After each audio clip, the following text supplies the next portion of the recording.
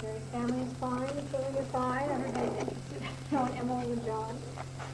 And John's in middle school now, in Washington Middle School, and Emily went to spelling bee. Following in her parents' footsteps. And Gary's going to start with the lovely from Yeah, it said in your I didn't know whether to do the dirty ones or the and it said in your bulletin that I was going to do the lovely Shakespeare sonnets. So shall I compare these to a summer's day, I guess? Yes. That's what we have today. We can do the dirty ones later if you want. Maybe you don't even know which ones they are. All right, let's set the scene a little bit here for today. We have 3 lectures to create a fairly close association with the part of Shakespeare, I think, that is mostly ignored. I know that university teachers, when they teach Shakespeare, usually cut out the sonnets or spend a day or 2 on them. But it's also universally respected, if I can throw in another. Most everybody who reads Shakespeare has a favorite sonnet or 2. And in truth, in the little bit of work that I did in terms of reviewing or previewing critical material, as I was thinking about how I wanted to teach this series, I was impressed by the writers I was reading all saying essentially what I think we feel about the plays, and that is when you enter Shakespeare's sonnets, though there are plenty of unexceptional ones, in a period when the sonnet was the rage. 1590 to 1600 was probably the most fruitful period of the sonnet in English history. Everybody was doing them. The fact is, you enter Shakespeare and even those sonnets which are often pro forma, following the codes, our sonnets would show that Shakespeare had the ability to dive inside his experience and raise the form to something personal. And this, I think, all of us have experienced. You, as a group, are familiar with Shakespeare's plays over the years because you've been studying them and going to see them. And I assume you just touched on Troilus and Cressida recently.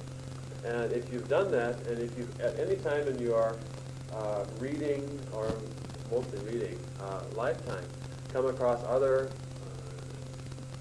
playwrights of Shakespeare's years, other Elizabethan playwrights, you know that though it's a subtle and difficult thing to talk about, there's simply no comparison. The people that Shakespeare would have referred to as the great playwrights of his day, even including Marlowe, who is someone we still read with pleasure, but also including Ben Jonson, Beaumont, and Fletcher, you name it, there's just no comparison. I mean, Shakespeare stands alone, and most of the people in his day were well aware of that. All of his friends, the people he cronied with and went to the tavern with, Ben Jonson among them, would have recognized that even though this man was a working playwright, doing his daily job, working with a troupe of actors, the touch of his hand made a difference.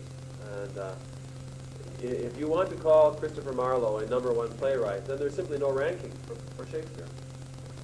This might have been reinforced. I have a burgeoning need to talk about Coriolanus, which I hope some of you saw Monday night. This is a play. I tried to talk to my high school kids about it. None of them watched it. Right? So talk about frustration. It's a play that I read probably last 15 years ago and disliked. I found Coriolanus a totally unsympathetic hero.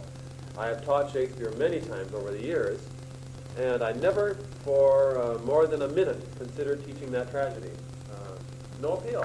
Why teach Coriolanus when you can teach Othello, or Lear, or Macbeth, or Hamlet, or anything else? And last Monday, to sit down in front of the TV with that play and then to experience it, for me, as though it were a new play. It had been so long. I was stunned, and I was ashamed of myself. That was such a powerful performance. And Coriolanus is so fascinating a man. And it's so pertinent with our current presidential campaign. You know, what will you do to get elected? Right? And we know that our politicians of all parties and stripes will do anything. Right?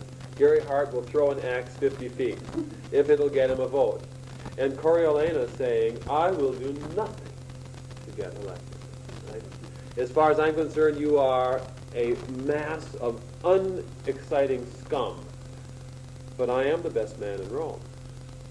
And I deserve to be consul I was stunned. I don't know if you were stunned, but I was simply overwhelmed at the power of that play, and I was ashamed of myself. This is not Lear. It's not Hamlet. It's not Macbeth.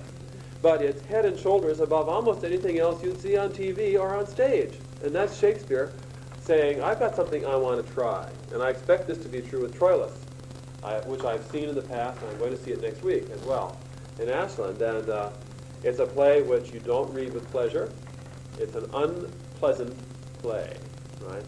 It's a play which makes you feel miserable about human beings. There's nobody in that play who has any value whatsoever, right? If survival means be a slut, okay, Cressida is a slut, right? Where's the hero? Is it Achilles? Is it Hector? Is it Ajax? There's nobody's heroic. It's a miserable. But there's no, you watch that play and you know the fine hand of the master is there. You don't leave feeling good, but you leave knowing that somebody has said something worth listening to. And I'm thinking strongly about this week because of seeing Coriolanus and my own shame as a teacher that I taught all those years, and I refused to let him speak to me in that play the way he ought to. I did not. And I've heard that Dennis Arndt was wonderful. Was he that good? Yeah. Those moments when you're watching something or reading something and you get that, what Emily Dickinson says, I know poetry. I can't tell you what poetry is, but I know what it is when I see it. It makes the top of my head come off. Right? Remember that comment? That's what happens when you see Shakespeare at his best. The speech when Coriolanus is saying to the Roman who just expelled him, you banish me, I banish you. Even saying it just like that, I have a chill going up and down my back. It takes a certain personality to do that. And I've been thinking, how do I approach the sonnet? Last fall, I knew exactly what I was going to do every day. I had a sequence of things that I wanted to present to you. And this spring, I am less planned than I have ever been in all the years I've been coming here. Primarily because I couldn't decide what you wanted me to do. There are ways of approaching this. We could start off with old familiar Shakespeare sonnets, right? We could start at the beginning and read. We've got 6 hours, 154 sonnets. If all we did was make a reading of it, we would encounter, with moments for pause, most of those poems. I thought I could divide them into groups, related groups. Let's look at poems where Shakespeare says, you will live through my poetry. What about the Dark Lady sonnets at the end? Let's talk about the Dark Lady sonnets, which are highly sexual and highly heterosexual. What about focusing on the gentleman friend, the poet, the young man? There are ways of approaching it, and I couldn't make up my mind. So what I did was set up a variety of ways and groupings, and I'm going to kind of feel my way through it. And I see the next 3 sessions as partly reading and hearing read, because I think that alone is valuable to read a sonnet, but not necessarily talk about it. I'm a good reader, and I can make poetry understandable by reading. Partly analysis, such as we did last fall. I'll maybe write a couple on the board, and we can actually see how he sets up the sonnets and works through them. And partly maybe open discussion on what's going on in here. How do we relate to it? The sonnets have a clear impact in the sense that they show Shakespeare's ability to create universal feeling. Admiration, frustration, anger, disgust, aspiration, pride. What I've been doing myself lately is just reading them. Without reading them in the sense of how will I teach this poem, but just reading them. Sometimes randomly I would sit down. I found a couple of sonnets I didn't know that I'm very struck by, but I'm not so secure in my sense of what I want to say that I may want to teach them yet. But I would like to kind of keep this open, maybe teach it 2 or 3 different ways over the 3 periods, and see if you are enjoying it. If nothing is working, we'll just read sonnets. I can always do that. A couple of points before we do anything at all. We should get a sense of where the sonnets came from. The sonnets have been greatly fascinating to readers because of their mystery, essentially. People have always wanted to know who is the mysterious Mr. T.H., T.W. In the initial preface that is thanked for bringing these sonnets? Was it a real person, a friend of Shakespeare? People want to know who the young man is in the first 127 sonnets that he speaks about all the time. The bulk of the sonnets are sonnets addressed towards the young man that Shakespeare admires immensely and praises and reacts to. Part of the sonnets refer to another poet who has taken the attention of this young man away from Shakespeare himself. Much of this is in the conventional vein. You should not read those sonnets to the young man as having any specific homosexual content whatsoever. There's nothing there. And Shakespearean, I believe, Sonnet 20 makes it very clear that this has nothing to do with sex. This has to do with a Renaissance custom of raising a young man to a very high level of admiration and love in a platonic way, in the very best way. And we need to turn our 20th century vulgar minds away, because the vulgarity is really not there in Shakespeare's years. The vulgarity is in the other section, the latter part of the plays, where he turns his sonnets, where he turns his attention to this dark lady who has fascinated him and trapped him emotionally and sexually. Very different sonnets at the same time. We have 154 sonnets, 154 of which are clearly Shakespeare's. The last two is dubious. The sonnets came out in 1609. They were published apparently without Shakespeare's blessing, but also without any complaint by him. He was alive and able to complain. His sonnets were common knowledge among his friends. They speak. One of them spoke in an article earlier on in the late 1500s of Shakespeare's sugared sonnets, which were familiar to his friends. And if you know Renaissance custom, it was customary for poets to write for the benefit of their private circle. And so manuscripts would go around and never be published.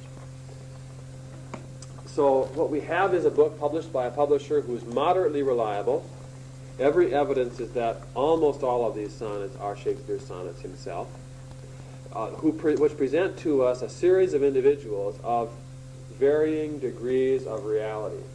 The person to whom it's dedicated, the young man that Shakespeare is enamored of, the dark lady. Who was the dark lady? We can doubt that is Anne Hathaway.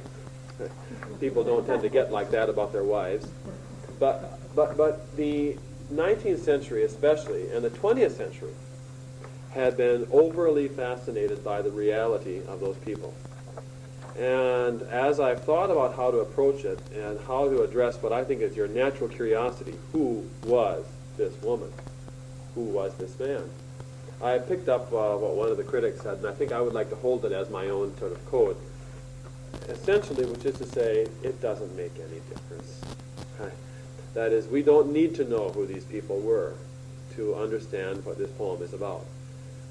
As is almost always the case in sonnet sequences and cycles, they are motivations for creating poetry. And Shakespeare's personal life is something that he, as a playwright and as a poet, was always able to put into a kind of shadow darkness for us. Nobody really knows what Shakespeare was like today. All we know is that he was a miracle of human sensitivity and able to speak with conviction on almost any profession, almost any life experience, almost any age.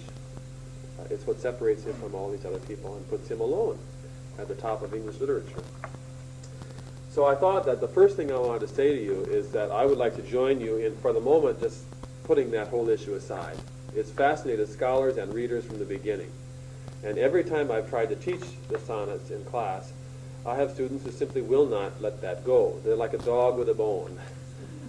Did he really believe this? Did he experience this? Especially some of the more erotic poems, which are very specific in their emotional response to experience.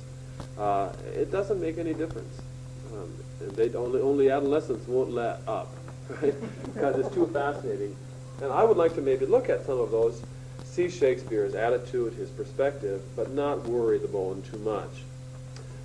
So what I did today, my assumption is that most of you have access to the poems and have brought them with you along with your Shakespeare. So I did not diddle them up. If you don't have them with you, maybe you can get a hold of a copy. Shakespeare is so readily available that it would be more convenient and cheaper at each side if I didn't Xerox them off the machine. I set up a series of ways of looking at them, and I just want to mention them to you, and then what I'd like to do is maybe approach some of them. Maybe some of the old familiar ones first, randomly to get the series going, and then looking at groupings of sonnets that would include some of the less familiar ones. I hope that one of the reasons you want to take the series is to acquire some sonnets you never knew were there. A lot of reading to encounter them. So let me speak to you a little bit in a sort of general lecture sense. And you might want to make notes yourself. First, we want to remember that Shakespeare wrote most of his sonnets, all but 3, in the Shakespeare sonnet form. And that's the sonnet form that we talked about last fall when I was initially describing the 2 basic kinds in English. We have the Italian sonnet, remember, which is 8 and 6, based on Petrarch's Laura. It was brought back in favored mode in the 19th century. Wordsworth and people in the Romantic period spent a lot of time with the Italian sonnet. The great 19th century American poet dealing with 8 and 6 was Longfellow, who used it successfully. But in the Elizabethan period, the sonnet form that became the English sonnet, is the other name for it, it's also called the Shakespearean sonnet, is 4, 4, 4, and 2. You remember? Now, all but 3 of the 154 sonnets follow this pattern. They are simply A, B, in rhyme, A, B, C, D, C, D, E, F, E, F, G, G. What that form does, and why it was so attractive to the Elizabethans, well, maybe the why is not so clear, but what they did with it is very clear. It made it possible in English to create what they saw as a natural 3-part structure, and most of Shakespeare's sonnets will follow the structure. They will, in each quatrain, make a slight shift away from the previous quatrain. So each quatrain offers a slightly different angle of perspective. What the last 2 lines, 15 and 16, do is give the English sonnet that finish. It's a couplet at the end. And you know from some of the early Shakespeare plays, though he tended to drop away from that as he went on in his writing, Shakespeare had a tremendous desire to end scenes with couplets, even scenes that were in prose. The Elizabethan mind liked the shape of it. What it also did was offer to them, as both forms did, a challenge. They offered the challenge of structuring your meaning sequence in a way which adapts to the preconceived form. One of the critics I was reading referred to the famous Robert Frost complaint about free verse, Walt Whitman. Right? Frost did not like free verse. He said it was like playing tennis without a net. Right? And one of the critics I was reading in reference to Shakespeare said the point about Elizabethan playwrights and Elizabethan poets is that they wanted to play tennis with a net. And part of the brilliance or the style of the Elizabethan sonnet was that they had the challenge of fitting their form to that. So what you get is a form which is adaptable. It sort of implies by its rhyme scheme a sequencing of emotions or ideas, and then challenges you to wrap it up. Shakespeare picked that up. He did it so well that he succeeded in naming the form after himself. We today call that the Shakespearean sonnet, just as we call the Italian sonnet Petrarchian, and name it after him. Well, he wrote 154 sonnets. If we go by that 1609 edition, and that's pretty much what all modern editions do, the first 126 sonnets, while they are not a sonnet sequence, that is, we do not know how these sonnets relate to each other. We don't know that he intended them to be in the order in which the publisher presented them, because Shakespeare didn't give them to the publisher, as far as we know. All we know is that we have no better sequence than the one that came out in 1609, and so that's the one they follow. The first 126 sonnets of those, and there's a massive bulk, as you see, were sonnets addressed to a young man who was well loved by the poet. He is a person pretty clearly of superior rank to Shakespeare himself, who was a playwright, but of rather dubious morals and constancy. And the sonnets address those qualities in this young man. He's not, in other words, as good as he ought to be, though he's highly attractive in his person to Shakespeare himself. And parts of these sonnets as groupings hold together. For example, in the first 17 sonnets are sonnets which tend to address themselves to what Shakespeare feels is the necessity for this man, this young man, to marry and produce children in his own image. And so there's a consistent theme here. They're not put together randomly, in other words. Among the events in this is a series of sonnets, not necessarily one after another, but generally in the early 80s, that refer to another poet who is a rival. And there's a strong implication that that other poet is Christopher Marlowe, because of a line which indicates a reference to Marlowe's kind of poetry. Now we'll look at some of those as we go on now. The sonnets 127 to 152 are the sonnets that are referred to traditionally as the Dark Lady sonnets. And we'll talk about those as time goes on. But a dark lady means only that the woman who is the object of the sonnets is a brunette or black-haired woman. The convention in Elizabethan poetry was that only blondes and fair women were beautiful. And a woman who had dark hair or was dark complected simply would never be the object of poetry. And so the term dark lady comes out of Shakespeare's denial of that convention.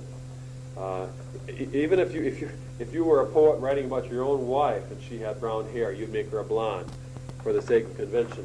In the 1600s, no woman of class would ever allow herself to come anywhere near the sun's rays, because your position was determined by the fairness of your skin. And a woman who had dark skin was a woman who was out in the sun, and if you were out in the sun, you were a peasant. So lightness of skin, lightness of hair was a prime virtue in the Renaissance. Shakespeare denies that entirely. He's in love, or enmeshed, I think is a better word for it, with a dark lady. And that's a woman of dark hair. She is, these are fascinating poems. She is sensuous. She is promiscuous. She is irresistible. She traps him and comes close to destroying him in her fascination. It's an interesting phenomenon. And these are the sonnets that are the most difficult to teach to young people, because many of them are sonnets which, given Shakespeare's penchant for punning, have some fairly clear erotic content to them. But it's not a relationship which is a relationship of pleasure. We're not dealing in the level of sonnet love such as Spenser felt for his wife, where you get this marvelous praise of her goodness and her glory and his love for her. This is not Delia. This is not Idea. None of the sonnets we read last fall are like this. I mean, this woman is damnation. You don't want to get involved with her. But it's what makes the Dark Lady sonnet so fascinating for us, because all of us know, either in our own lives or in reference to our own lives, of people who got trapped in psychological and physical relationships which were destructive. And that's the Dark Lady series. Part, by the way, of the sonnets in this group, around the late 30s and early 40s in numbering, suggests that his friend, who he's praising, had in fact some relationship with the Dark Lady.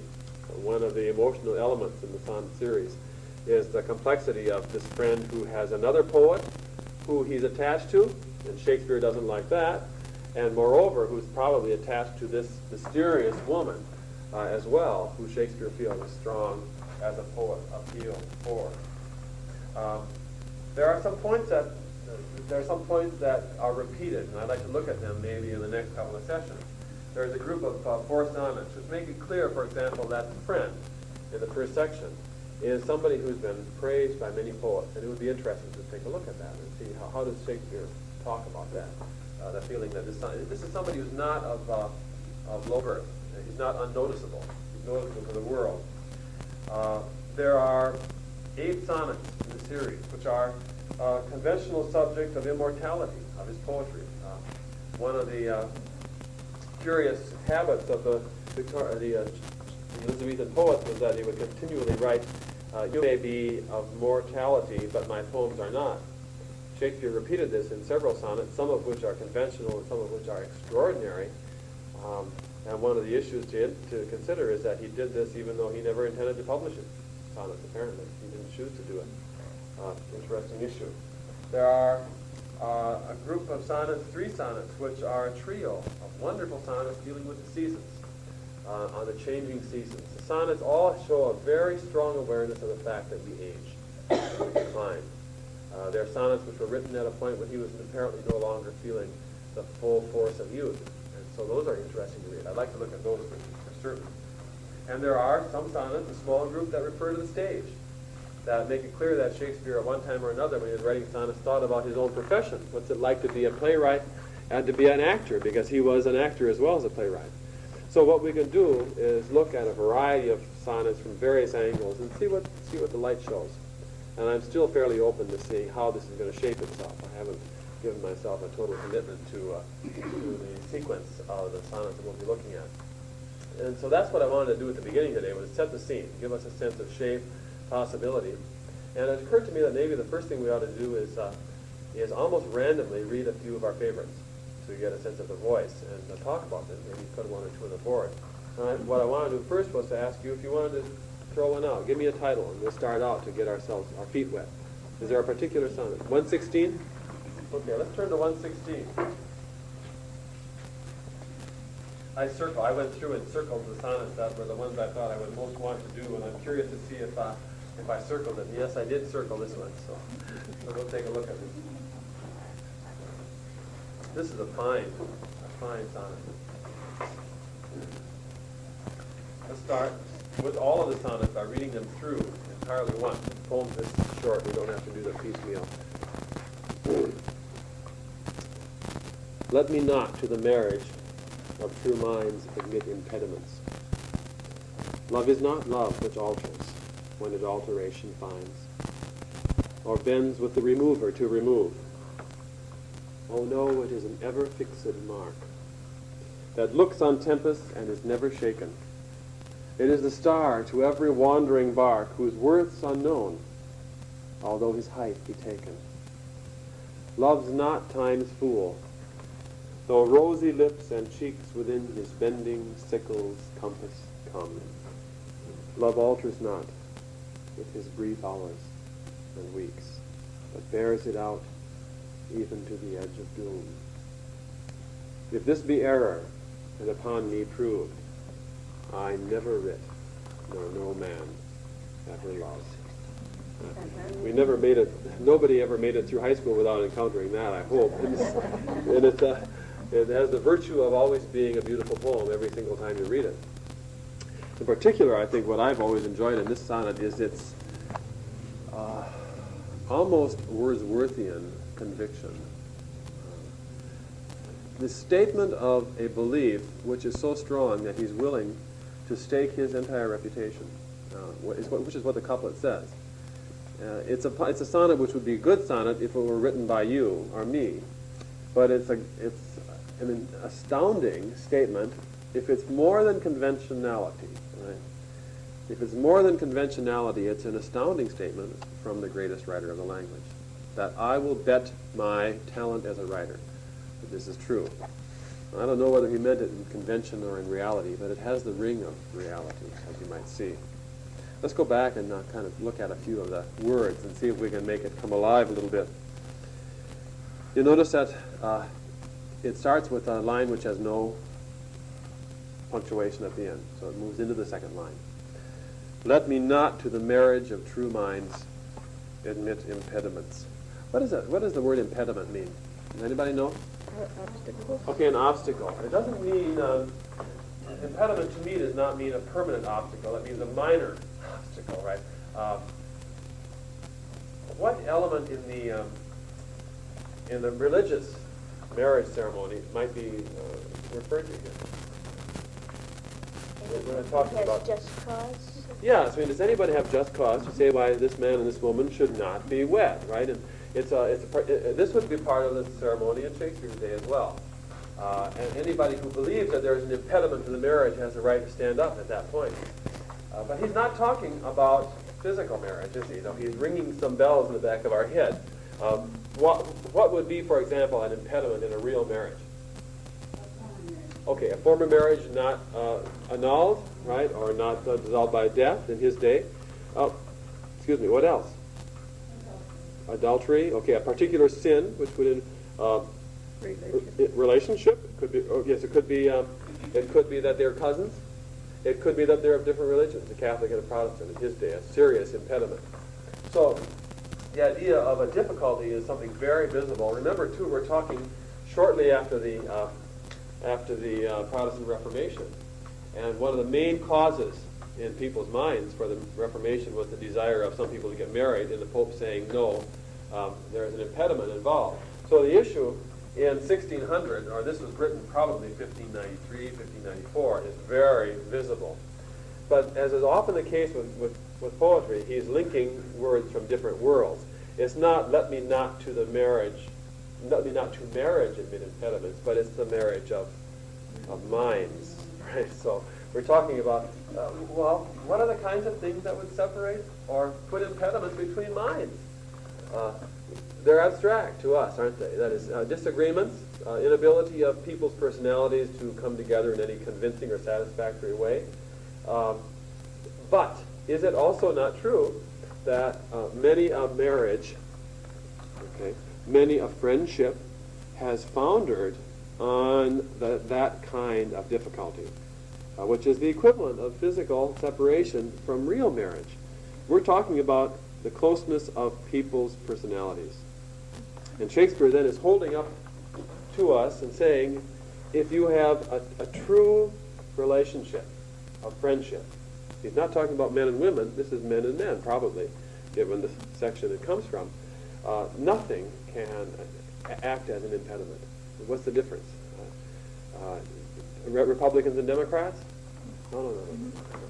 So the point is to bring us up to something which makes anything that would separate irrelevant, essentially. Let me not to the marriage of true minds admit impediments. What is the meaning? I always tell my students, I want you to look for the word that has power. The word that has the power. The word that makes the difference in the line. Can you tell me which word in the first line? Absolutely. See, that's one of the great things about teaching this class. I can get a good answer from you. What does true mean? True mind. Accurate? Loyal? Honest? Serious? Committed? We can start throwing words out, trying to find it. What we do know is that true here has to do with something to do with honesty between the relationship. Right? That is, it's honest. It's a friendship which is not separated by delusion or illusion or lies or games. Right? So there's a perfect oneness involved. Love is not love which alters when it alteration finds or bends with the remover. To remove. This sonnet has a lot of personal meaning to me, and I recall it from my past, and it still brings reverberations in me. The first line and a half, to me, seemed to imply the separation, a separation kept apart before it's brought together. But the second line and the second half seems to imply what keeps a friendship together, which keeps love going, once it's there. So not only is there no impediment to bringing two minds together, but once true minds in love come together, man or woman, right, man and man, woman, woman, we're talking about a non-sexual, a non-sex-oriented experience. We're moving towards something which is permanently adhering to itself. Love is not love which alters when an alteration finds. What does that mean?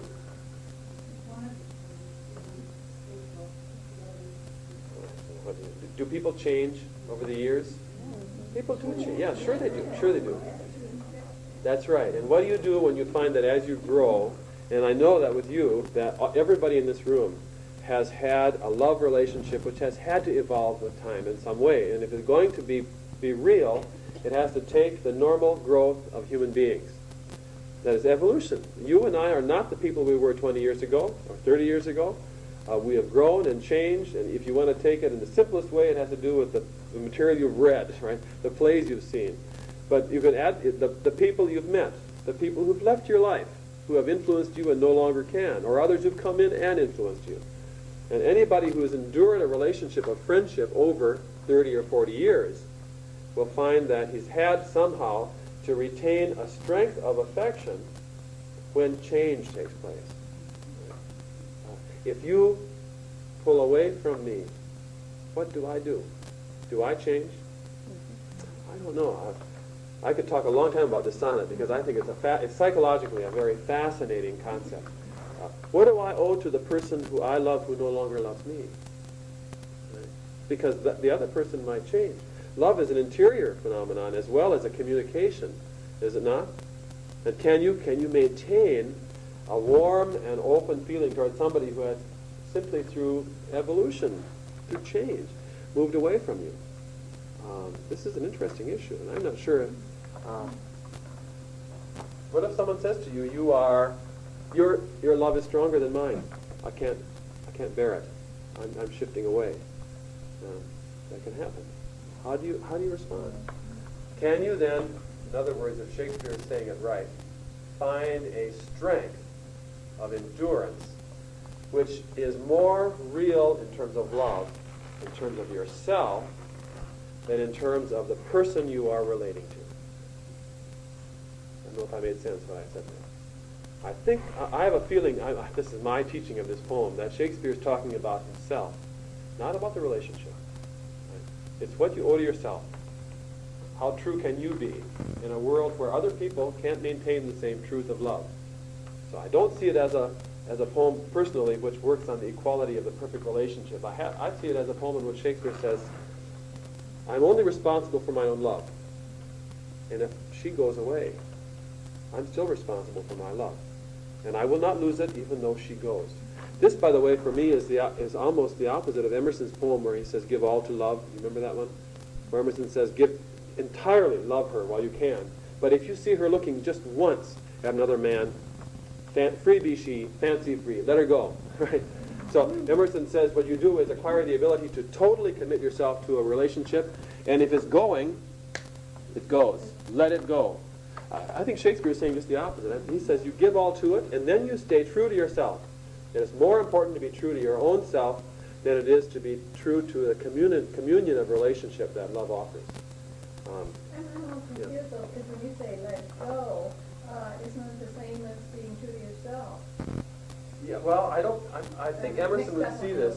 That's Emerson, no. Yeah, Who the says, Emerson, yeah. when it says let go, but you're putting another element in Yeah. there, not just let go without being true to yourself. Well, I think he's saying that if you try to keep somebody there who doesn't love you anymore, you're defiling your own love for them. Right. But his point would be you've got to simply have control and cease it and stop it. He would not say you continue the affection. Oh, right. But I think Shakespeare is saying you're responsible for your love, and it will stay. He's saying keep it no matter how much you've been hurt or anything That's else. right. I think he is. I think he's saying this is it's always there. It's like the North Star in the sky. Like God. Okay, yeah, it's like that. Whatever it is you put your confidence in, and I think it's different from the person itself. A person itself might even die. But you're still saying you have to be true to your own Yeah. feelings, and you have to cope with it yourself. But I suspect that Emerson would say what you have to do is have enough control over your feelings to simply let it go. That is to recognize the invalidity. That is, I think Emerson believes that without the interrelationship, there's nothing there. And if the person you love doesn't respond with love, well, what do you have? Emily Dickinson's The Bustle in the House the Morning After Death, the solemnest of industries enacted upon earth, the sweeping up the heart and putting love away that we will not want to use again until eternity.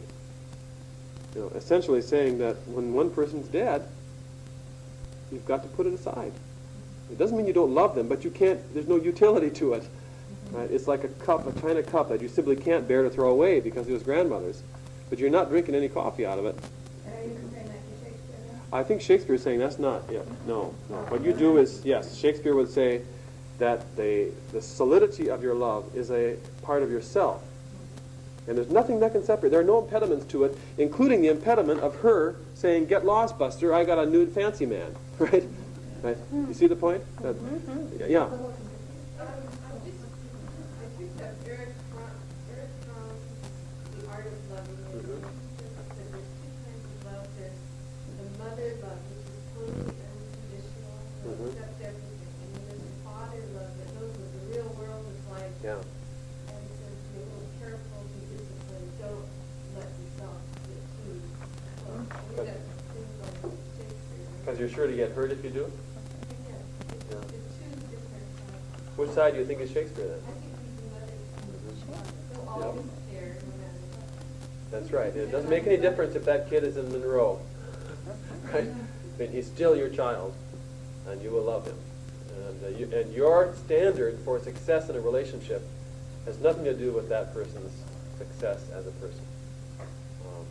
I'm not certain about my interpretation. It's dangerous for you to pick this because this is a poem which has a lot of feeling for me. I just want to say the opposite.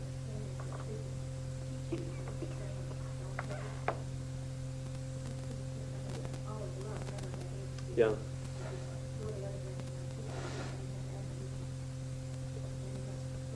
And then, of course, you feed on that. Yeah. I think that for me, the distinction here is that he's speaking about something very specific in a one-on-one relationship and trying to define it. I think you're absolutely right in terms of what you said about hate. I've just finished teaching William Blake to my seniors. And I don't know if you know his poem, The Poison Tree, right? In which he says, I was angry with my friend. I told my friend my anger. I was angry with my foe. I didn't say a word. And he watered it and smiled with his soft, deceitful wiles, he says. And he creates a beautiful apple which the friend steals into his garden and eats. And in the morning, glad I see my foe stretched out beneath the tree. Right? You remember that poem? I mean, that's a poem about what happens when you hate and you keep it inside. Sure. Love is not love which alters when it alteration finds, or bends with the remover to remove. What does that mean, by the way? Bends with the remover to remove.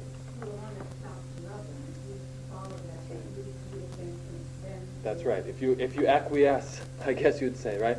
That says, all right, I will not love you anymore. You're only responsible for your own. That's right. Only responsible for your own. So I think it's fairly clear that he's not talking about the two. He's talking about the one. Okay, let's look at another. And that's the first stanza, the first quatrain. Oh no, it is an ever-fixed mark that looks on tempest and is never shaken. What does ever-fixed mean? Okay, it's a permanent, right? It's there, it's fixed. It can face the greatest storms, the tempest, without being moved. It's not built in. It doesn't even have a built-in shake factor like these skyscrapers around here, where they can go 14 feet in one way or another. I mean, this for him is absolutely permanent. It looks on tempest, it's never shaken. It is the star to every wandering bark, whose worth's unknown, although his height be taken. Let's take a look at that for a minute, too. He says, on the one hand, it's a mark. It's something you can judge by, which doesn't move. But then he shifts it. It is the star to every wandering bark. Now, that means, specifically, it is the... Okay, but what star would it be? Okay, it's the North Star, and a wandering bark, a bark is a ship. It would be a ship which doesn't know quite where it's going, right? It's wandering from place to place, but can always find its location by looking to the star. What does that mean in emotional life? That's an image which reflects it. But what are the wandering barks in terms of love?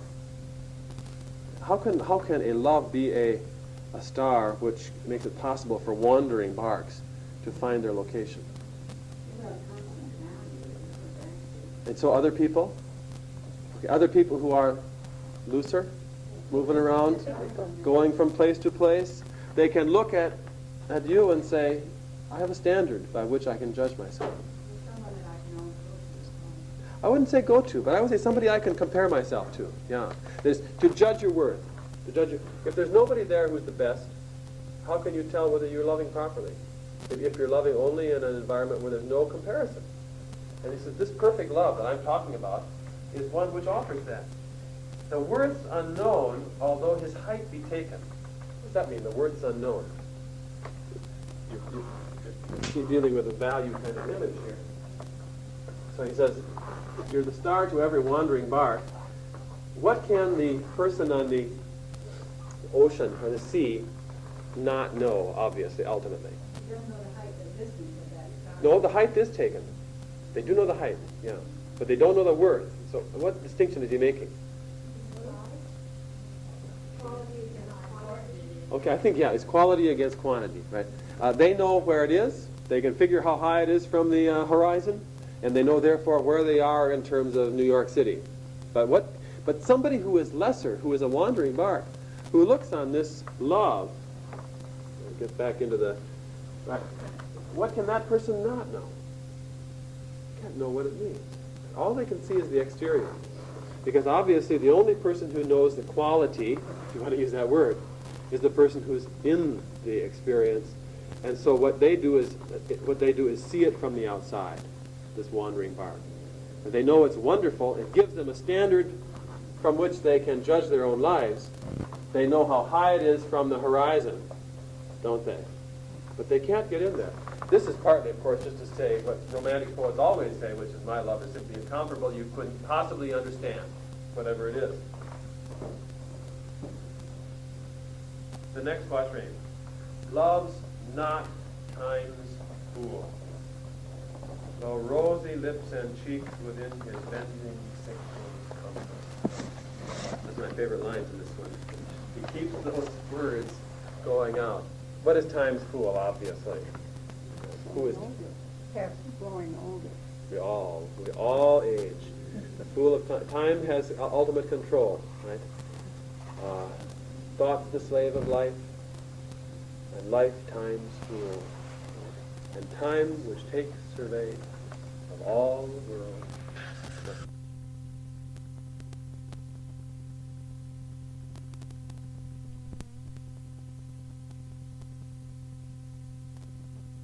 Because we cannot remove ourselves from the natural chronological sequence of aging.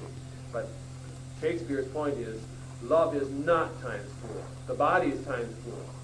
Thought may be, but not love. Though rosy lips and cheeks within his bending sickle compass comes. What a lovely image. Who is this bending sickle? Yeah, we met the Grim Reaper already, right? He's not a scythe, it's a sickle, but it's the same shape. All those rosy lips, right, all those cheeks eventually are reaped.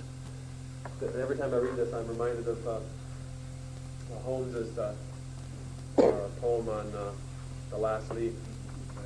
If you remember that, where he's referring to Major Thomas Melville.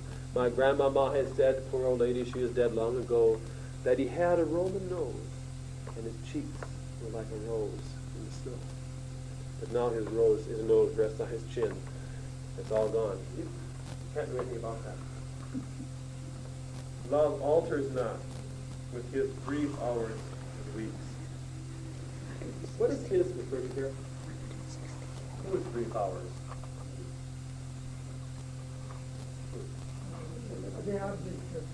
No. I think time, sure. Time gives us a few hours, a few weeks. In the long run, what is it? Love has nothing to do with that briefness of life, but bears it out even to the edge of doom. That's his statement. And then the quatrain is his affirmation. If this be error, and upon me proved. What does it mean that he uses that? If this be error, and upon me proved. What is he saying essentially? You can prove I'm wrong. Okay, so what realm is he putting a poem into? What realm of experience? He says, I've exposed myself to an argument. I've given you my argument. All right, you scientists of love, prove that I'm wrong. I like that line because it says, hey, I'm willing to put this to the test of your own experience, whichever part of life you, but of course he doesn't believe it at all. I never writ, nor no man ever loved. Yeah, that's it. You really picked a powerful one for you to start with. Give me another one of your favorites. We'll do another favorite. This is going well, or I'm enjoying it anyway. What other one would you like? Any others? Favorites?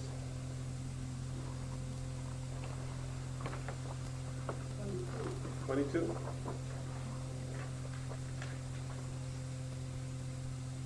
Oh, this one I didn't circle. All right. Okay. My glass shall not persuade me I am old, so long as youth and thou are of one date. But when in thee time's furrows I behold, then look I death my days should expiate. For all that beauty that doth cover thee is but the seemly raiment of my heart, which in thy breast doth live, as thine in me. How then can I be elder than thou art?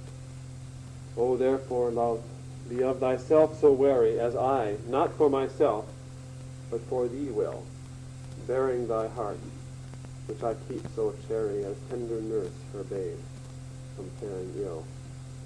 Presume not on thy heart, when mine is slain, thou gavest me thine, not to give back again. Well, that's okay. I've skipped over that one many times. It's got one line that I do like very much. And obviously that last line in the third quatrain, right? That comes through very strongly. It's an interesting image too. What's obvious in terms of the relationship between him and the young man? In terms of this is the very subject of the sonnet. Right, he's a lot younger. Shakespeare by this time is probably approaching 50, and the young man looks from the sonnet to be youthful enough to be in his 20s. So there's an actual physical reason for him to think about what it means to look in the mirror, see all those wrinkles, the gray hair coming, and then look at this young man who represents his vitality. My students already get a kick on that. You know, they know that I'm in middle ages, and so they like to rub it in that they're all 18 and 17. They don't believe that experience is worth the loss of youth. Let's read through this one. My glass shall not persuade me. What is the glass here? Mirror. My mirror, of course. That I am old, so long as youth and thou are of one date. What does that mean, so long as youth and thou are of one date? Okay, in simple terms, as long as you are still able to be called young. So if youth means you, if I can say an example of youth is you, I will be young. But when in thee time's furrow I behold, then look I death my days should expiate. What does this mean in just practical terms? All right. If the day comes when you are furrowed with time, then I should look because I have my time for dying. I must expiate. I must move to death. And that's fairly simple. I'm talking about this to my students these days because we're doing Tintern Abbey in one of my classes. And Wordsworth is talking about coming back 5 years later. And he's not the same person. He was here 5 years ago, he says, when he was like a roebuck, like a roe, dancing through nature. But things have happened in 5 years. He's only 28, by the way, but he writes the last poem. It's thoroughly disgusting. But the point is still the same. I've come back and I'm not the same. And I'm trying to raise to my students' consciousness the sense that everybody ought to have a place in his mind that he can go to, just as Tintern Abbey is to Wordsworth. And I'm telling them about my father's cottage, which is for me the place I've gone since I was 3 months old, every summer. And I still go there when I can. But the difference is that I'm sitting in the chair that my father was sitting in 40 years ago, and he's sitting in his father's chair. And my father is 70, and I'm 40. And Grandpa's been dead 25 years. And that sense of one moving into somebody else's place. And I don't know when it was that Dad went to the other side of the fireplace, but I know it happened someplace along the line, that I cannot age without Dad aging. And Shakespeare's touching on this very interesting and subtle phenomenon. When the day comes that you are old, I'd better think about dying, because I will be that much older. But moreover, there's a positive element here. How does he define his own age? In the way he feels. By the age of the person he loves. So I can look in a mirror and see a wrinkled face, he says, but don't tell me that. You are my age, and you are young. As long as you're young, you're all right. And in a way, he's his mirror, too, then, isn't he? He's claiming that. He yes. sees himself Yes. as young because the beloved is young. I deny my mirror as long as I'm with you. Mm-hmm. Or I took a woman like we just met, and she said that suddenly she was going to suddenly be having to take care of her husband who was older than she was. So I guess she felt that that was a big change in their relationship. Yeah. She had to remember things for him. Well, he's moving into old age, and she's having to. She seemed like. Yeah. That's an interesting phenomenon. My grandmother, who was when my mother died, she was 82, I believe. And she moved in after having been she lived with her sister for 5 or 6 years, in old age, I think you'd say. And my mother died like that, leaving these 3 small children. She came in, and for the next 5 years, until my father remarried, she kept house. I think it kept her going into her 90s, because she had to be up and making breakfast and sending little kids off to grammar school. It's the same thing, where you look at the world around you. I suspect perhaps your friend caring for an aged man is feeling the age of his age. If he were 10 years old, how would she feel? As for Grandma, I think it was the other way around. It kept her going well on into her 90s before she simply wore her body out. An interesting concept. Very much so. Yeah. For all that beauty that doth cover thee is but the seemly raiment of my heart, which in thy breast doth live, as thine in me. How can I then be elder than thou art? Here's one of those logical sequences, you see. What does this mean? What is he saying? All that beauty that covers thee, that would be his youth. His physical youth is but the seemly raiment of my heart. What does seemly mean here? This is in a 16th century mode. Seemly raiment. It's not seemly as we would say. That's not a seemly thing to do. It's seemly in a more primitive sense. What do you mean? Yes. Okay. It's but the proper, the appearance of the clothes of which part of himself? You make me feel so young. Right? That's what he's saying. When I see your youth, my heart feels young. It's clothed in your youth. It's but the seemly raiment of my heart, which in thy breast doth live, as thine in mine. Well, there's the love, isn't it? Where is Shakespeare's heart, which feels so young? It's in him. He is, of course, carrying the young man's heart in his own breast. So they have exchanged just the mythology here, and therefore he feels young. I think there's a lot of truth to this. When you spend your life with younger people, you keep your energy, you feel younger. I know there are people my age who I feel are 25 years older than I am. But if I spend most of my life with 16, 17-year-old people, I feel I've kept my youth pretty much. I've had students constantly tell me at school, "You're so much cooler than my parents." That's a compliment, by the way. Yeah. Which in thy breast doth live as thine in mine. How can I then be elder than thou art? Then he says, the last quatrain, "Oh, therefore, love, be of thyself so wary as I, not for myself, but for thee will, bearing thy heart, which I will keep so chary as tender nurse from her babe, from faring ill." What's the plea then in the context? Take good care of yourself. You belong to me. Okay, take good care of. That's the end. We could make Noah Cower's continuing theme and pick up someone like that. Why should he be careful of himself? Because the heart he carries is Shakespeare's heart. And I will take care of myself even though I'm older than you are, because what I bear in our relationship is your heart. And I will care for myself the way, and that's the line I really like, as a tender nurse cares for her baby, and keeps it from faring ill. Presume not on thy heart when mine is slain. Thou gavest me thine, not to give back again. What does that mean? Because it all something to do with it.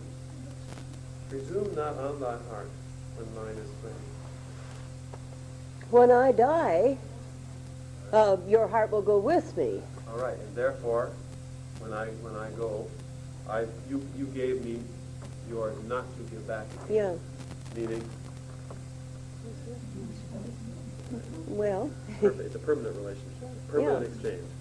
But of course he's going to keep young, until a young man dies.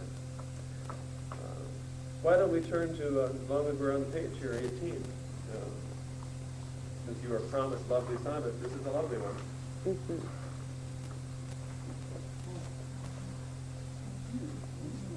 Shall I compare thee to a summer's day? Thou art more lovely, more temperate. Rough winds do shake the darling buds of May, and summer's lease hath all too short a date. Sometimes too hot the eye of heaven shines, and often is his gold complexion dimmed, and every fair from fair sometime declines, by chance or nature's changing course untrimmed. But thy eternal summer shall not fade, nor lose possession of that fair thou owest, nor shall death brag thou wanderest in his shade, when in eternal lines to time thou growest. So long as men can breathe or eyes can see, so long live this, and this gives life to you. That's a lovely one. I can't believe he wrote that to a man. I guess he did. So, I just noticed it's 2 o'clock. Why don't we take a short break and come back and look at that one more closely.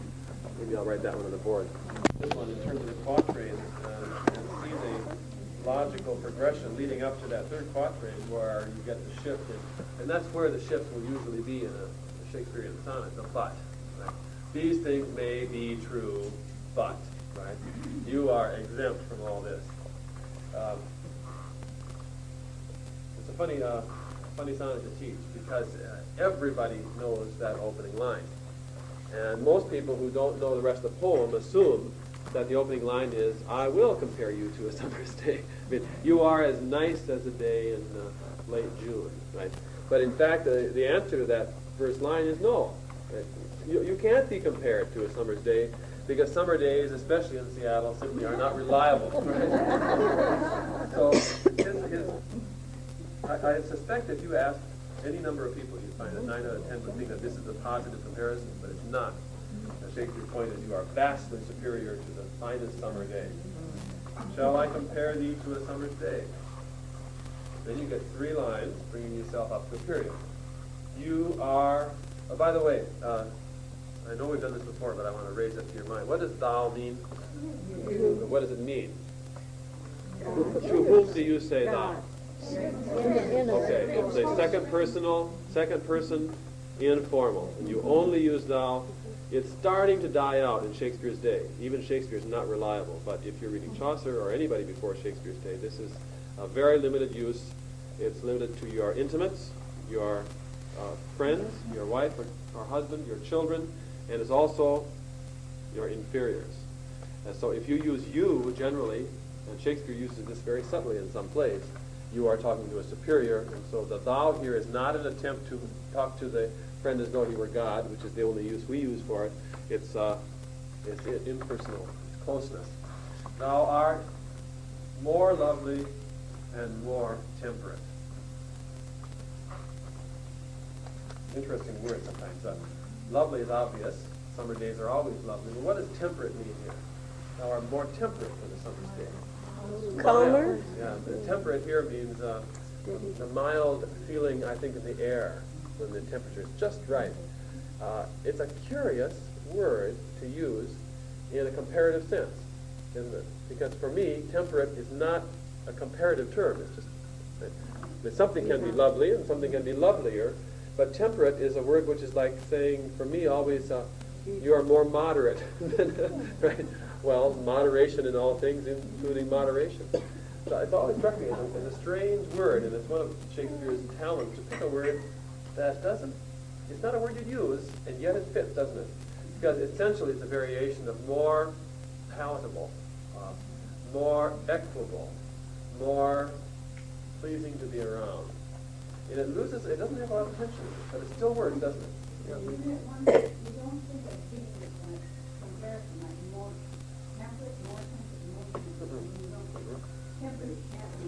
But what it does is place the summer's day. It is obviously a term that applies to weather. Right? We live in the temperate zone. The intemperate days are the days of December and the days of July, right? We're talking mid-June, right? No extremes. It's a curious word, and I have never read anybody talk about that word, but it's always struck me as a very... Mhm.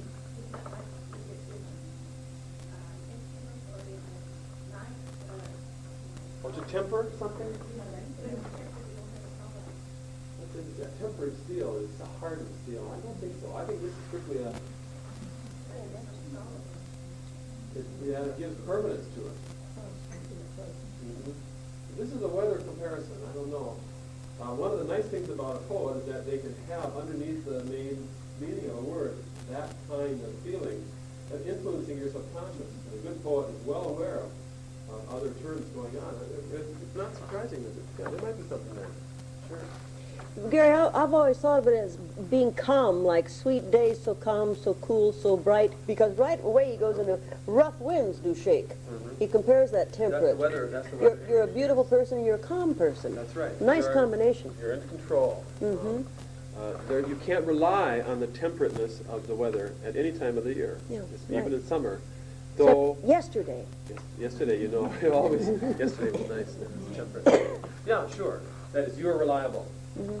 Still a curious word, though. Mhm. But he's going to go on to work in terms of rough winds do shake the darling buds of May, and summer's leaf have all too short a date.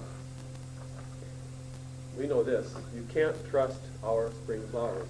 And every year, when the flowers come out, we've got some pretty ones around east side, or the cherry trees on campus at the U.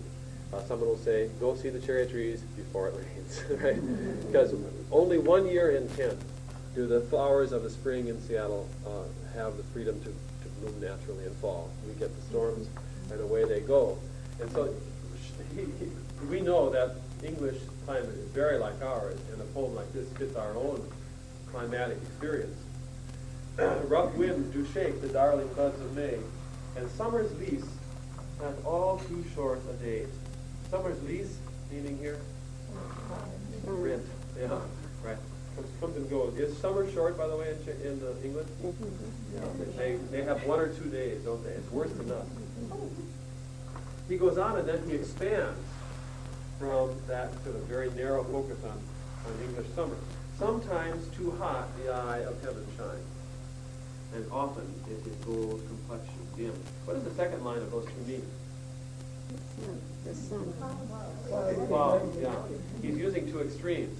If there are no clouds, then it's 95 degrees. This sounds like Wisconsin to me. What's the difference if you catch these little details? Sometimes the eye of heaven shines too hot. Often it's a gold complexion and dim. What do you know about British climate that gets the difference between sometimes and often? Which is more frequent? In England, are you much more likely to have a cloudy day than a sunny day? Yes. At any time. So, yeah, occasionally you get that actual indirect reference to specific climate, and that's one of them, I think. But then you get the extension in the second quatrain. And if there is any single theme in Shakespeare's sonnets, and it's in the plays too, of course, it's that every fair from fair sometimes declines. That evanescence of life and beauty. It's a universal poetic theme. You cannot grab onto permanence when you're dealing with externals, especially when it's beautiful goals. And Shakespeare moves on to that. It's not a reference to summer. And every fair from fair, and every fair person from being fair declines. And fair here means beautiful. By chance, or nature's changing course, untrimmed. What does untrimmed mean here? If you look at that. Made less beautiful, yeah. I think it's almost as though he's talking about the trimming on a Christmas tree or something, right? You trim yourselves up, you adorn yourself, don't you? And he says nature is simply the gradual stripping away. And what will do it to you? There is a strong inevitability in this sonnet, dealing with chronology, as you see. It will be chance or nature's changing course. You can avoid one, you can't avoid the other. You You will not remain young all your life. Until you come to that third quatrain, and there's that shift in syntax. That any word like but or except is a big clue in a sonnet, because that means you're making the shift. Remember the term I gave you for that sonnets are supposed to have, especially the Italian sonnet? It's called the turn. The turn is when you set up an idea and you push it, and here he's doing this in the first two quatrains. You must fade, but not you. Things fade, but not you. But thy eternal summer shall not fade, nor lose possession of that fair thou owest. Owest here means that you will not lose possession of that which is fair in you.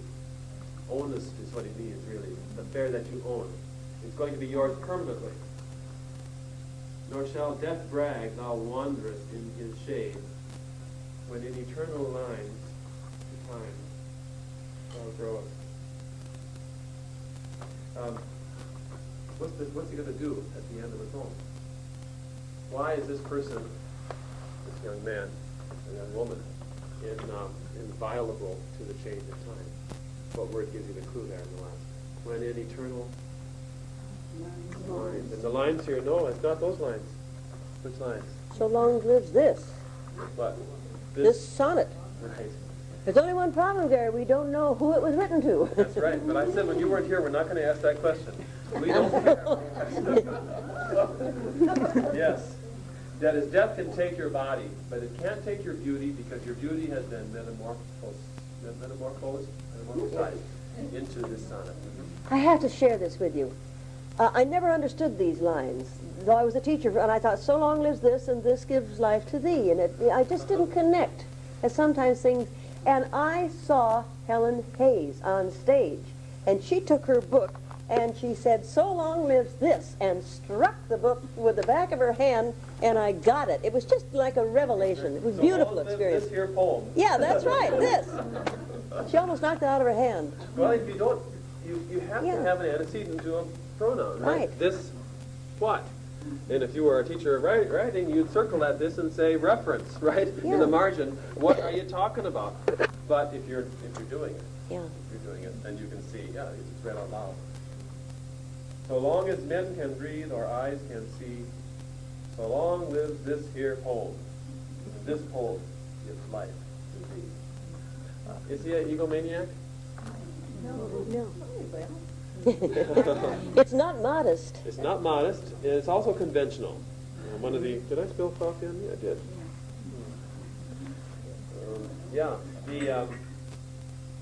The oddity is that, as I was saying before, there's no evidence that Shakespeare ever intended his poetry to be published. All we know is that it's very possible and probable that he passed it among his friends. But it got published anyway, and here it is, and among them are poems which, as Emily Dickinson not only did not publish her poems, she refused to have them published. But she says that my paradise will be that they will say my name. She's not secure about heaven, but she believed that if that poem was right, that somehow her poetry would be known in there, and people would say her name, and that would be her heaven. And I think maybe there's a touch of this with Shakespeare.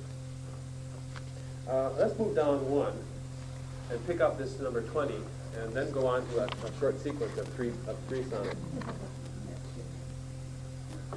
This is a poem that has some, dirtiness to it, if you want to call it that, though it's certainly not an obscene poem. But it's a very important poem in terms of the 126 sonnets, because this is the one which specifically addresses the fact that this is not a homosexual relationship, and that the love he feels for this man is not an erotic one, it's a platonic one. In fact, he specifically complains about the fact that this young man is a man. He wishes he were a woman. So I think we should do it now and get it out of the way.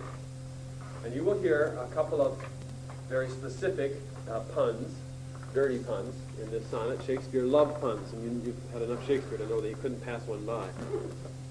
The problem with this young man is that he's so beautiful, right? Sometimes young men are more beautiful than women. I have a boy right now. I said to a teacher, we were talking about him, and I said, his name is Pip, by the way. He's named after after Pip and Great Expectations. If you can imagine that. And we were talking about the junior boys, and I said, "Isn't Pip Clark a handsome young man?" And she said, "This is a woman, a young woman. Handsome?" She says, "He is the most beautiful boy I've ever seen." And I said, "Yeah, he is. He's really a pretty person." Yeah. It's like Michael Jackson, I mean, it's Yeah. almost like it's Yeah. Well, it makes it easy to fantasize over somebody who's harmless. And that is that androgyny is involved here. This sonnet would imply that part of the attraction of this young man, though, is his beauty. Except that in 1600s, that's all right. There's no problem with that. A woman's faith, a woman's face with nature's own hand painted. By the way, this is not a nice poem to women. It says a few nasty things about women. What is the implication of the second half of that line? Okay, women paint their own faces, but this face is a face which is painted by nature. A woman's face with nature's own hand painted hast thou, the master mistress of my passion. A woman's gentle heart, but not acquainted with shifting change, as is false women's fashion. An eye more bright than theirs, less false in rolling, gilding the object whereupon it gazeth. A man in hue, all hues in his controlling, which steals men's eyes and women's souls amazeth. And for a woman wert thou first created, till nature, as she wrought thee, fell a-doting, and by addition me of thee defeated. By adding one thing to my purpose, nothing. But since she pricked thee out for women's pleasure, mine be thy love, and thy love's use their treasure. You don't have to be very much of an expert to read what he's saying. What did nature do, that foolish woman? You were intended until the final composition of you to be a woman, right? But you were so beautiful, nature kept on going and added one feature which to him is totally worthless. And of course that's the male parts. And so here is this person who looks more beautiful than women. Men and women, I like this line here. Let me get the wrong one. You steal men's eyes and women's souls amazeth.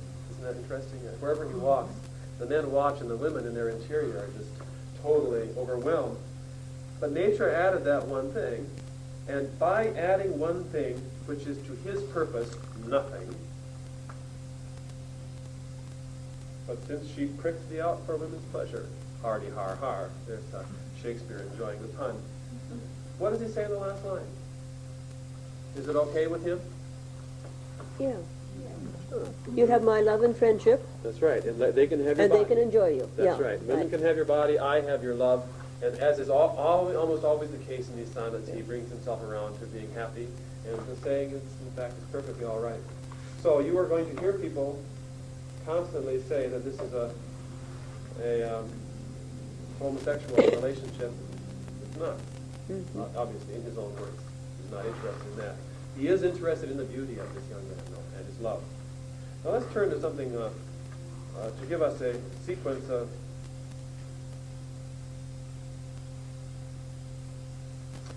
three sonnets that are interrelated, or seem to be. Turn to 97, 98, and 99. And I think we'll finish off today by looking at these three to give us a touch. I suspect that a couple of these you might not have encountered, but they make a nice combination.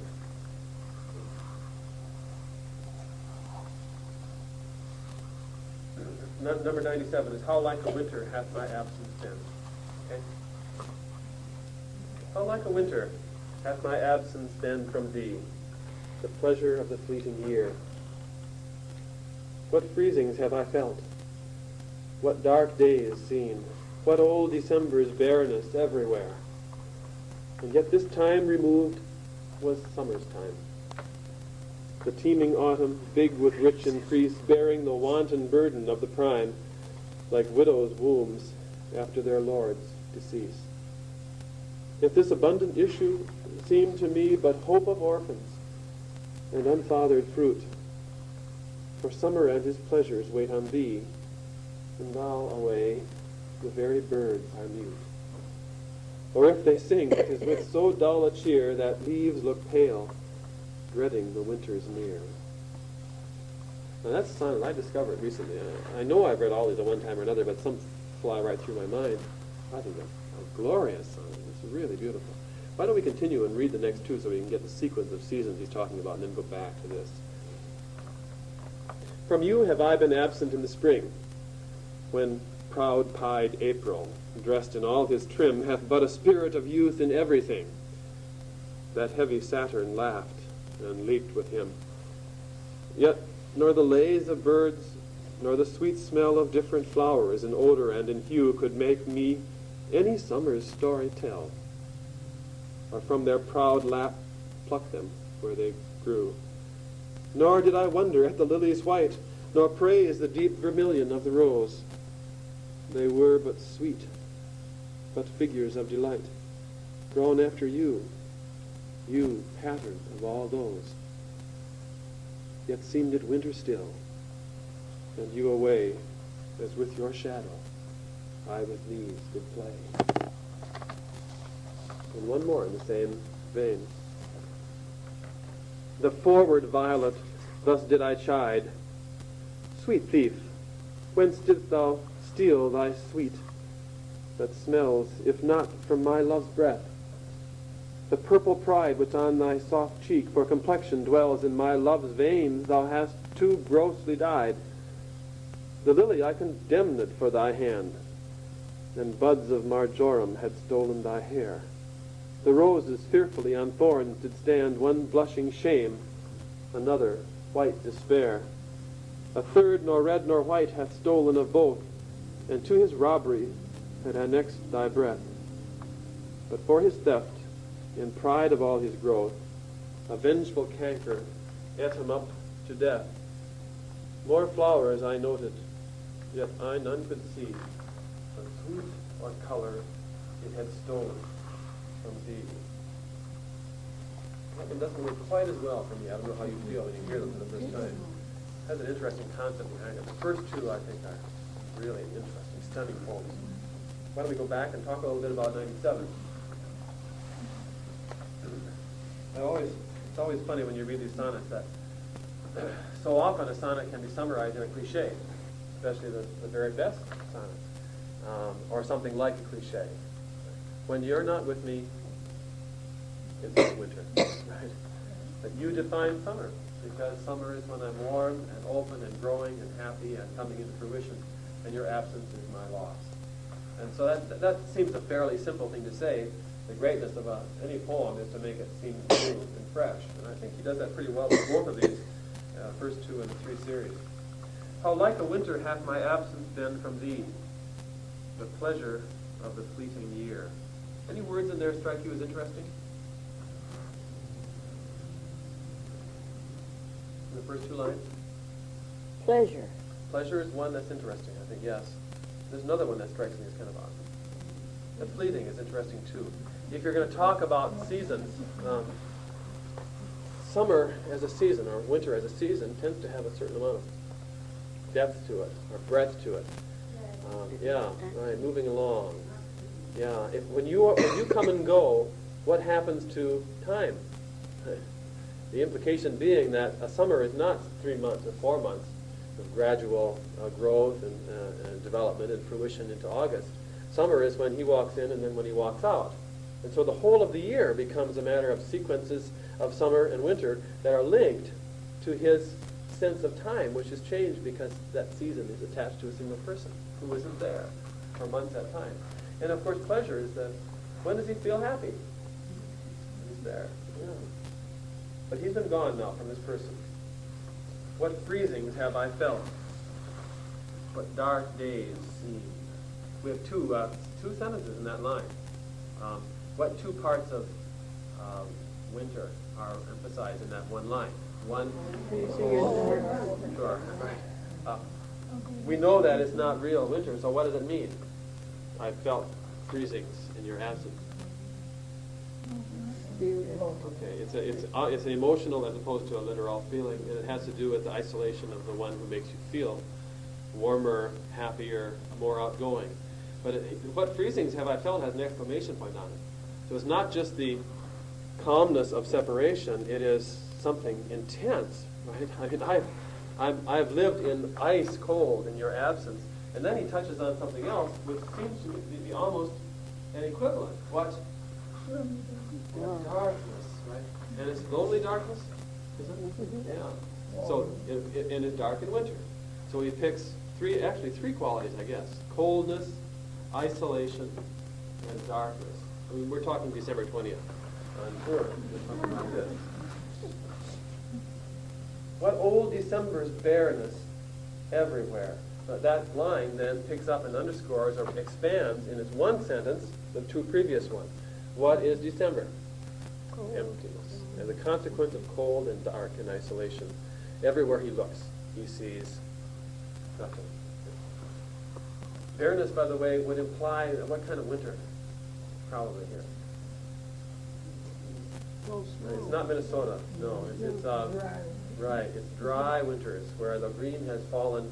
Every time I see this, I think of Minnesota in November before the snow falls, when everything has turned brown. It doesn't like Seattle either. We've got too much green. It's that place where things are deciduous and they just go into hibernation. So that's the first quatrain. Second quatrain. What does he mean by it was the emotion of that first line? And yet this time removed was summer's time. All right, yeah, okay. I've got to make some sense out of this. The fact is, right, the time I was gone was August. And he pushes up against the bareness and the darkness and the cold with the next line. The teeming autumn, big with rich increase, bearing the wanton burden of the prime like widowed wombs after their lord's decease. So it's July and August when the crops are coming in. This line reminds one of Keats' To Autumn. Remember Keats' To Autumn? Where he talks about, it seems warm days will never cease. Right? When it keeps on going and the crops are bursting, the hives, there's no more room for honey. Right? The fruit cannot stand any more heat because there's no more room inside their skins. It's a marvelous ode. And he's saying in a time of the greatest sense of interior pressure, of warmth and heat, I was feeling 30 below zero. I was feeling 30 below zero. And he pushes it even further. The teeming autumn, teeming sets up against what word? Contrast. No, higher up. No. What does teeming mean? Okay. Rich. No. Well, yeah. No, teeming doesn't mean bareness. Okay, teeming as opposed to bareness, but in terms of his interior state. Teeming is something filled with activity, right? But what is he feeling? What has he felt? What's the word he uses?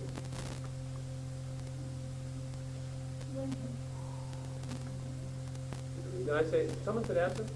Yeah, okay, yes, okay. The sense of being gone, of being alone, of having no, so the oneness of his separation set up against the fruitfulness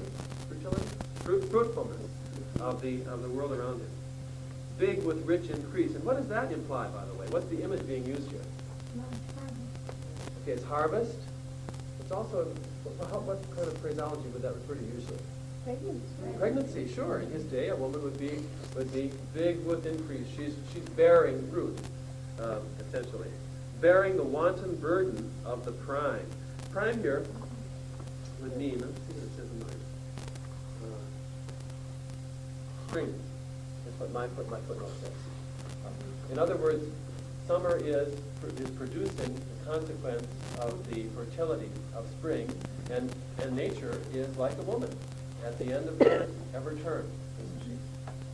So there is a marriage, husband and wife element going on underneath in terms of his absence. Like widowed wombs after their lord's decease. What is he referring to here? widowed womb. What kind of a birth is this going to be? Posthumous, yes. Things keep on growing, even though I'm gone, right? There should be a connection here. There should be a family involved.